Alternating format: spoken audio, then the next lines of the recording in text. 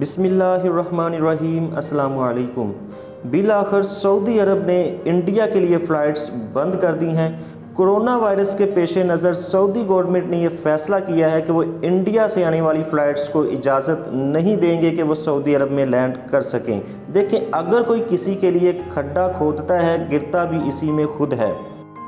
ابھی عرب ریاستوں کے حوالے سے انڈیا اور اسرائیل میں یہ ڈیل جاری تھی کہ پاکستان پر کس طرح پریشر ڈالا جائے کہ وہ اسرائیل کو تسلیم کر لے، اور اس کے لیے پوری پلاننگ کی گئی تھی کہ کس طرح اسرائیل عرب ریاستوں کے اندر جا کر سرمایہ کاری کرے گا اور پھر انہی عرب ریاستوں پر دباؤ ڈالے گا کہ وہ پاکستانی ورکرز کو نکالیں اور انڈیا کے مسلمان ورکرز کو ان کی جگہ ریپلیس کریں۔ ویڈیوز کے لیے لائک کیجئے، شیئر کیجئے، سبسکرائب کیجئے اور بیل آئیکن کو کلک کیجئے۔ یا دوسری صورت میں پاکستان اسرائیل کو تسلیم کرے یا پھر نتائج کے لیے تیار رہے۔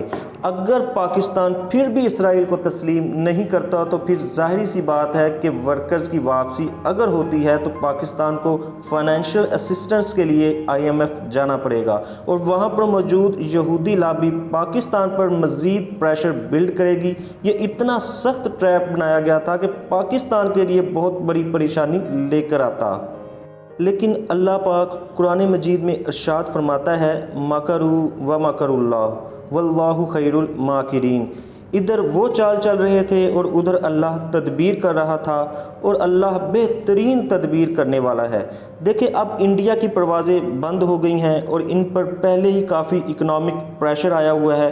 پھر کرونا کے کیسز جس تیزی سے تعداد میں بڑھ رہے ہیں وہ انڈیا پر دنیا کے دروازے بند کر دے گا۔ تیسرا جو جنگ انڈیا کے سر پر اس وقت مسلط ہے لداخ کے بارڈر پر، اور چین نے تو ان کا سونا تک حرام کر کے رکھا ہوا ہے، اور ان کی آرمی پر جو خرچہ آ رہا ہے روزانہ کی بنیاد پر، خاص کر سردیوں میں انڈیا کو جتنا ٹف ٹائم ملنے جا رہا ہے لداخ کے اندر، اس نے ان کی پالیسی ساز اداروں کو چکرا کے رکھ دیا ہے۔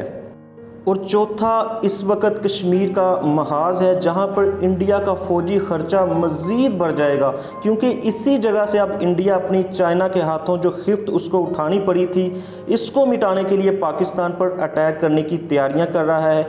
اگر ان سب کا نچوڑ نکالیں تو انڈیا اس وقت سیکیورٹی تھریٹ کے بحران سے بری طرح دوچار ہے۔ کرونا نے مت ماری ہوئی ہے ان کی اس وقت، اور ان کی اکانومی کا گراف بالکل نیچے گر رہا ہے۔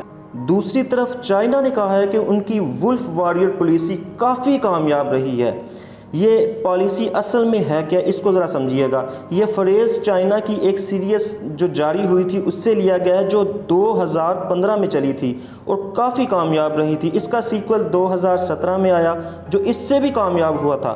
اس میں دکھایا گیا ہے کہ کس طرح PLA کے اہلکار افریقہ میں گئے، وہاں پر چینی باشندوں کو ریسکیو کیا، اور اس دوران ان کے سامنے جو بھی آیا انہوں نے ان سب کو اڑا کے رکھ دیا تھا۔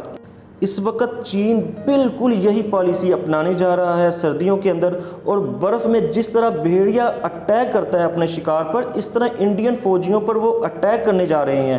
اور شاید سردیوں کی برف میں پہلی دفعہ کوئی گرما گرمی ہو وہاں پر، جس سے انڈین فوجی پہلے ہی کافی سہمے ہوئے ہیں اور ان کا morale آلریڈی پہلے ہی کافی ڈاؤن ہو چکا ہے۔ ابھی حال ہی میں چین کے صدر نے UN جنرل اسمبلی میں خطاب کرتے ہوئے کہا کہ چائنا اس بات پر یقین رکھتا ہے کہ تنازعات کو مذاکرات سے حل کرے، اور چائنا اس وقت چیزوں کو مزید قریب تر ہوتے ہوئے دیکھنا چاہتا ہے۔ دیکھیں، یہ سب جانتے ہیں یہ آرٹ آف ڈپلومیسی ہوتا ہے، اور یہ بیہائنڈ دا سکرین جو پالیسی بنائی جاتی ہے اس وقت ماڈرن ورلڈ میں وہ بالکل مختلف ہوتی ہے۔ جس طرح اسرائیل عربوں کے ساتھ امن ڈیل کی آڑ میں کر رہا ہے، یہاں پر چین کے بہت سے ایسے علاقے ہیں جن کو وہ اپنی ریاست خیال کرتا ہے، اور اس وقت وہ انڈین حدود کے اندر ہیں۔ اگر بھارت ٹال مٹول کرتا ہے یا نہیں دیتا ان علاقوں کو، چین اور سی پیک کے لیے یہ استعمال کرتا ہے ان علاقوں کو ان پر حملہ کرنے کے لیے، تو کیا چین مذاکرات کا راگ الاپتا رہے گا؟ اور خاص کر جب چین طاقت سے واپس لے سکتا ہے تو اس کو کیا ضرورت پڑی ہے کہ وہ انڈیا کی منتیں سماجتیں کرتا پھرے مذاکرات کی میز پر جا کر؟ لہٰذا سردیاں بالکل سر پر ہیں اور چین کی تیاریاں بالکل مکمل ہیں اس وقت، اور وہ اس وقت ولف واریر پالیسی کا استعمال کرنے جا رہا ہے۔